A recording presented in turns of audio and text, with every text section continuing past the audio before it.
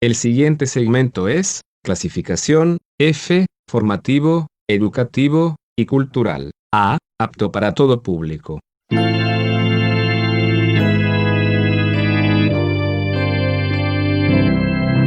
Bienvenido a Hora de Estudio Bíblico con nuestro maestro el Dr. Lehman Strauss. Este estudio es el resultado del tiempo personal con el Señor, el ministerio pastoral y la experiencia en conferencias bíblicas del Dr. Lehman Strauss. Él nos instruye y alienta con la enseñanza de la palabra de Dios. Ahora, el Dr. Strauss. Si tiene su Biblia a mano, por favor, acompáñeme a leer 1 Corintios capítulo 16 y versículo 22. El apóstol Pablo concluyó esta primera epístola a los Corintios con lo que yo llamaría una nota solemne y sombría. Dice así el versículo en 1 Corintios capítulo 16 y versículo 22. El que no amare al Señor Jesucristo sea anatema. El Señor viene. En este solo versículo, el apóstol utilizó dos palabras que aparecen juntas solo una vez en toda la Biblia. Estas palabras son anatema y maranata. Observen por un momento estas dos palabras. El término anatema aparece 5 veces en las epístolas de Pablo.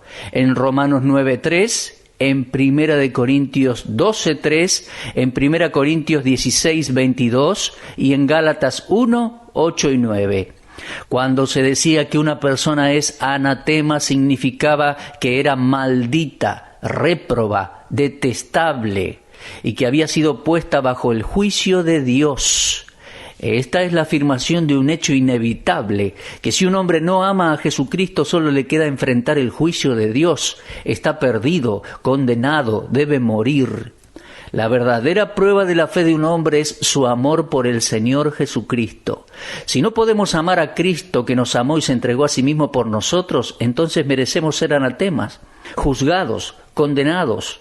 Estas palabras inspiran temor, pero debemos recordar que el hombre que las escribió también escribió en Romanos 9:3, porque deseara yo mismo ser anatema, separado de Cristo, por amor a mis hermanos, los que son mis parientes según la carne.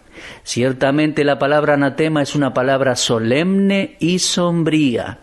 Ahora vamos a observar nuevamente el versículo allí en 1 Corintios 16:22. La segunda palabra es igualmente solemne y sombría, es la palabra maranata. Realmente lo que tenemos aquí es la transliteración de una palabra griega formada por dos palabras arameas, marán y ata. La palabra marán significa el Señor. La palabra ata forma parte del verbo venir y está en tiempo futuro. Por lo tanto, cuando usted une ambas palabras, surge la oración el Señor viene. Así vemos que la palabra maranata, la cual aparece esta sola vez en toda la Biblia, significa el Señor viene. Fuentes históricas nos dicen que en los primeros tiempos de la iglesia cristiana, particularmente durante la persecución y sufrimientos, la palabra maranata era una expresión corriente entre los creyentes. Un escritor se refirió a ella como una contraseña misteriosa entre los cristianos. Ellos se saludaban con esta perspectiva de la bendita esperanza. Cuando se saludaban decían Maranata, que significa el Señor viene. Y el otro creyente respondía, sí, Él viene. Era una influencia santificadora y firme en tiempos de oscuridad. Es también un paralelo a la última gran oración de la Biblia, allí en Apocalipsis 22:20, que dice, amén, sí, ven Señor Jesús. Esta, mis amigos, es una verdad triunfante para el verdadero Hijo de Dios, pero es terrorífica para un inconverso que será castigado con la eterna separación de la presencia del Señor y de la gloria de su poder cuando Él venga. El hecho de que Él viene otra vez no es una simple ficción, maranata, literalmente, el Señor viene. Ahora vamos a examinar juntos 3 aspectos de esta verdad. Primero, que su regreso será en persona. Hay numerosas interpretaciones erróneas respecto a la doctrina de la segunda venida de nuestro Señor, y algunas de estas interpretaciones dicen que no podemos esperar al mismo Cristo en persona. Tales dichos resquebrajan el mismo corazón y sustancia de este gran evento, haciéndolo indefinido e impersonal. Mire, antes de proseguir con el aspecto positivo de este tema, creo que es necesario que intentemos refutar por lo menos dos de estas interpretaciones equivocadas. En una clase en un seminario, escuché a un profesor dar una de estas interpretaciones equivocadas. Él decía que la venida del Espíritu Santo en el día de Pentecostés era sinónimo de la venida del Señor Jesucristo. Así que están aquellos que enseñan esto, que el Señor Jesucristo regresará en espíritu. Cuando nuestro Señor estaba aquí en la tierra en los días de su carne, Él prometió enviar al Espíritu Santo, pero, amigos míos, el Espíritu no es el Señor Jesucristo. La tercera persona de la deidad no es la segunda persona de la deidad. En aquellos pasajes donde Cristo habla de enviar al Espíritu Santo, Él usa la tercera persona. En Juan 14:16, por ejemplo, Él dijo: yo rogaré al Padre y os dará otro Consolador, para que esté con vosotros para siempre. Y en Juan 14:26 Él dijo: mas el Consolador, el Espíritu Santo, a quien el Padre enviará en mi nombre, Él os enseñará todas las cosas y os recordará todo lo que yo os he dicho. No veo cómo alguien puede equivocarse en distinguir entre las dos personas de la deidad en estos versículos que acabo de leer. Otro ejemplo, en Juan 16:7, el Señor Jesús dijo: pero yo os digo la verdad, os conviene que yo me vaya, porque si no me fuere, el Consolador no vendría a vosotros, mas si me fuere, os lo enviaré. Cuando Jesús dijo os lo enviaré, ciertamente no significaba que Él se enviaría a sí mismo. La venida del Espíritu Santo en Pentecostés no podía ser el cumplimiento de la promesa del Señor de regresar de nuevo a la tierra. En el día de Pentecostés, luego de la venida del Espíritu Santo, Pedro dijo respecto a Cristo en Hechos 2:33, así que, exaltado por la diestra de Dios, a causa de que Cristo estaba en forma corporal aquel mismo día a la derecha del Padre, entonces no podría haber estado aquí en la tierra al mismo tiempo. Después del día de Pentecostés, en su segundo sermón, Pedro llamó a los judíos al arrepentimiento para que Dios pueda enviar a Cristo. Eso está en Hechos 3, 19 y 20. Mire, la mayoría de las promesas respecto a la segunda venida de Cristo fueron dadas después de la venida del Espíritu Santo en Pentecostés y señalaban a un evento que estaba todavía en el futuro. Entonces, si tantos eventos acompañan la segunda venida de Cristo, uno se pregunta qué extraño poder pudo crear tales errores en la mente humana como para confundir la venida del Espíritu Santo en Pentecostés con la segunda venida de Cristo a la tierra. Yo creo que esto es por falta de fe que los hombres aceptan un punto de vista que no es literal respecto a la segunda venida del Señor y espiritualizan aquellos pasajes que tratan con esta preciosa doctrina. Algunos de ellos dicen que la promesa de la segunda venida de Cristo está cumplida por su presencia espiritual en medio de su pueblo ahora. Pero si entonces el principio de espiritualizar la Escritura es aplicado a toda la profecía en la Biblia, estaríamos forzados a ignorar la primera venida de Cristo en persona a la tierra. Si la regla de espiritualizar parece buena para una instancia, entonces debería incluir también la otra. La teoría de que Cristo vino en Pentecostés pasa por alto el hecho de las tres personas de la Trinidad, las cuales son mencionadas y distinguidas una de otra en relación con la promesa de la venida de nuestro Señor. Ahora, como les decía, existe otro punto de vista equivocado respecto a este tema. Algunos sostienen que la muerte del creyente y la segunda venida de Cristo son lo mismo. Las Escrituras son absolutamente precisas en distinguir las dos cosas, porque en realidad las dos son muy diferentes. En la Biblia, la muerte es llamada nuestro enemigo, en 1 Corintios 15:26, pero cuando se refiere a la segunda venida de Cristo, se le llama la bendita esperanza en Tito 2:13. Cuando un cristiano muere, el cuerpo desciende a la tumba, pero ante la venida de Cristo la tumba será abierta y el cuerpo saldrá de ella. En la muerte, la parte espiritual del cristiano va a estar con Cristo, pero en su segunda venida, Cristo viene hacia nosotros.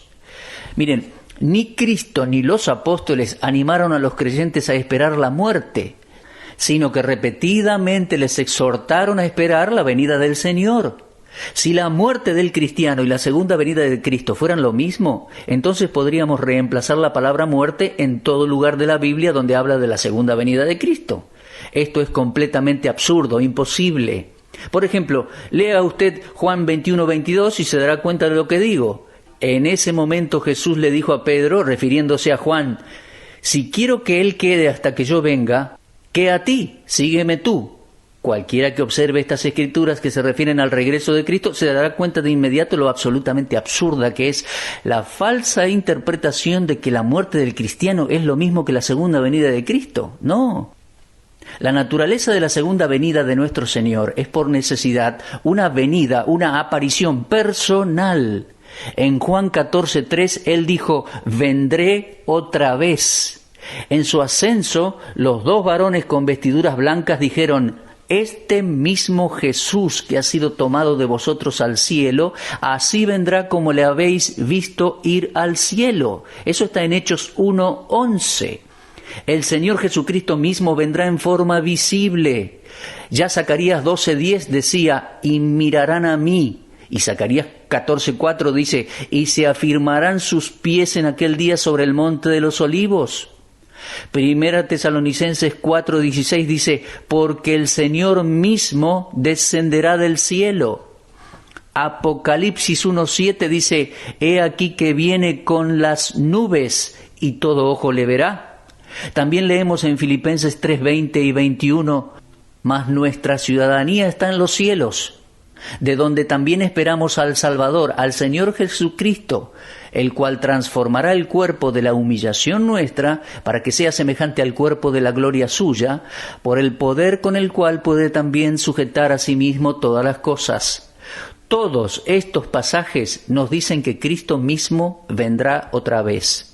Los cristianos de Tesalónica se habían convertido de los ídolos a Dios para servir al Dios vivo y verdadero y esperar de los cielos a su Hijo, quien resucitó de los muertos y quien nos libra de la ira venidera.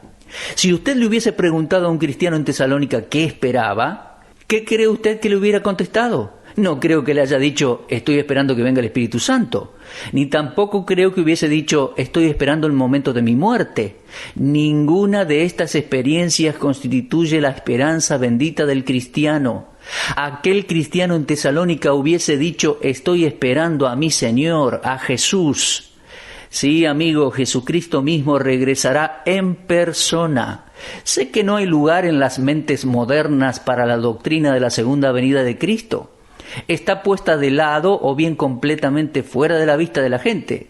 El credo cristiano formulado probablemente en el siglo III dice claramente, creo en Jesucristo que se sentó a la diestra de Dios Padre, quien juzgará a los vivos y a los muertos. Esta es la firme creencia de la cristiandad histórica, basada en lo que la Biblia enseña, y debe ser tan sencillo para el Hijo de Dios hoy aceptar esto, como también aceptar la primera venida de Cristo a la tierra. La revelación en el Nuevo Testamento presenta a la segunda venida como un evento en la inevitable secuencia histórica de la primera venida. Sí, la venida de Cristo será personal. Bueno, lo que yo quiero que usted considere conmigo ahora es que la venida de Cristo será premilenial. Mi punto de vista de los eventos proféticos incluye el reino de Dios como el gobierno de Dios que será establecido sobre la tierra, en la segunda venida de Jesucristo. Entiendo que esto será un reino literal, real, cuya duración será de 1000 años y que comenzará inmediatamente después de la gran tribulación. Ahora, la palabra milenio no se encuentra en la Biblia, pero es una verdad escritural. El término viene de dos palabras latinas, mili, que significa 1000, y annus, que significa años. Entonces tenemos allí milenio. Pero atención, la expresión 1000 años sí aparece 6 veces en el capítulo 20 de Apocalipsis. La realidad de tal reino está firmemente anunciada en el Antiguo Testamento y era creído en la iglesia de los primeros días. Aquellos que han estudiado la profecía como un todo ven esto de acuerdo a los profetas. Es aquí en la tierra que Jesucristo establecerá primero su reino visible. Ahora bien, hay 3 diferentes puntos de vista respecto a la idea del reino. Se los designa comúnmente, escuche con atención por favor, con los nombres postmilenial, amilenial y premilenial. Ahora, si estos términos y sus enseñanzas están claramente entendidas, nos ayudarán a apreciar hasta cierto punto la confusión que existe entre los cristianos y luego llegar a una conclusión correcta. Vamos a observar estos 3 puntos de vista. Primero, la idea postmilenial fue introducida en el siglo XVII por un señor llamado Daniel Whitby, quien enseñaba que la llegada de un siglo dorado sobre la Tierra se lograría por el desarrollo y el progreso de la humanidad en los aspectos religiosos, morales y tecnológicos. En otras palabras, el hombre haría todo lo necesario para dejar todo listo en la Tierra para la venida de Cristo. Muchos cristianos sinceros, profundamente trinitarios en su teología, en aquel momento aceptaron aquella teoría postmilenial. Entonces se arremangaron y comenzaron a trabajar creyendo que predicando el evangelio de reforma social, el mundo se elevaría a un nivel de paz y justicia universal predicho por los profetas. Debo decirle que los postmilenialistas concuerdan con los premilenialistas en creer que habrá un milenio, pero difieren radicalmente en el tiempo de la venida de Cristo en relación al milenio, como así también en los medios por los cuales se establecería ese milenio. Muy bien, consideremos ahora el punto de vista amilenial. Esta es la idea de que no habrá milenio. Representa el concepto de aquellos que no creen en un milenio terrenal, literal, ni como resultado de los esfuerzos del hombre, ni por el regreso de Cristo. Ellos creen que estamos ahora en los últimos tiempos y por lo tanto el único milenio es el que estamos viviendo ahora y el único futuro que podemos esperar es la eternidad. No creen que exista futuro sobre la tierra. En su negación del reino visible de Dios en la tierra, ellos alegorizan todas las profecías relacionadas al reino y sostienen que se cumplen en la iglesia. Muchos amilenialistas fueron en su tiempo postmilenialistas, pero considerando que las condiciones de la sociedad en el mundo empeoraron, ellos rechazaron cualquier interpretación literal de las profecías del reino y se hicieron amilenialistas. De acuerdo a esta escuela de interpretación, cuando Cristo regrese habrá solo una resurrección general y en aquel tiempo Él los introducirá en el estado eternal. Ahora, yo no veo eso en la Biblia. Yo sí creo que la Biblia enseña que la venida de Cristo será premilenial, es decir, antes del milenio. Este es el punto de vista en el que Cristo regresará a la tierra para establecer el reino milenial. Durante este presente tiempo, las condiciones morales, sociales y religiosas irán de mal en peor. Dios está separando entre las naciones del mundo un pueblo llamado Iglesia, el cuerpo de Cristo. No habrá una conversión universal, sino un juicio de los inconversos malvados. El mundo no conocerá un estado de paz y justicia hasta que Cristo regrese para establecer su reino. Las predicciones de la primera venida de Cristo se cumplieron literalmente. Entonces es muy absurdo reducir a simples metáforas o figuras de dicción las predicciones del regreso de Cristo para reinar en gloria, justicia y paz. La idea del regreso premilenial de Cristo presenta a nuestro Señor regresando primero y antes del milenio. No puede existir un milenio en un mundo con conflictos raciales crecientes. No podemos tener una utopía, una ilusión en un mundo dominado por la corrupción moral y la confusión religiosa. El reinado y la presencia del rey son necesarios, ya que la Biblia habla tan a menudo de ellos. La piedra que golpeará la imagen en la profecía de Daniel en capítulo 2 llenará toda la tierra, y aquella piedra representa a la persona de nuestro Señor Jesucristo. Sí, mi amigo, su venida será en persona y premilenial, es decir, antes del milenio y para reinar en este mundo. Ahora, preste atención, por favor. En segundo lugar, la venida de Cristo será pretribulacional para llevar a su iglesia. Pretribulacional significa antes de la tribulación. Déjeme recordarle que el Antiguo y el Nuevo Testamento predicen un período de tiempo en que la tierra y sus habitantes serán juzgados debido a su impiedad, a su maldad. Ese período se describe como un tiempo de sufrimiento sin precedentes en la historia del mundo. En el Antiguo Testamento, Isaías, Jeremías, Daniel, Joel, Sofonías, todos se combinaron para darnos una descripción de la gran tribulación. En Isaías capítulo 24 se describe el momento en que la tierra será quebrantada del todo, enteramente desmenuzada y en gran manera conmovida. La tierra tambaleará, se moverá de aquí para allá como un borracho. En Jeremías capítulo 30 y versículo 7 se lo describe como el día que es grande, tanto que no hay otro semejante a él. Daniel lo describe como un tiempo de pruebas y problemas para el pueblo de Israel. Joel lo describe como un día de oscuridad, lúgubre, un día con nubes como nunca lo hubo antes ni lo habrá nunca más. Sofonías 1 lo describe como un día de ira, como un día de sufrimiento, de pérdida, de desolación y gran oscuridad. De estos versículos de las Escrituras y muchos más aprendemos que la gran tribulación será el derramamiento de la ira de Dios y de su juicio sobre las naciones del mundo. Mi amigo, la gran tribulación proveerá los medios divinamente ordenados para disciplinar al pueblo escogido de Dios, Israel, y prepararlo para la venida del Mesías. En Jeremías 30, versículos 7 al 11, aprendemos que este tiempo será para Israel de persecución y medidas correctivas para que los judíos se arrepientan y vuelvan a su Mesías, el Señor Jesucristo. Por su parte, en el Nuevo Testamento tenemos el relato más completo y detallado de la tribulación en Mateo 24. Esta descripción proviene de los labios del mismo Señor Jesucristo y se refiere a las predicciones que se extienden hasta el final de la época judía, la cual es todavía futura. El versículo 29 dice: e inmediatamente después de la tribulación de aquellos días, entonces Israel será reunido, dice el versículo 31. La consistencia en la interpretación pareciera limitar este discurso en Mateo 24 al programa profético de Israel.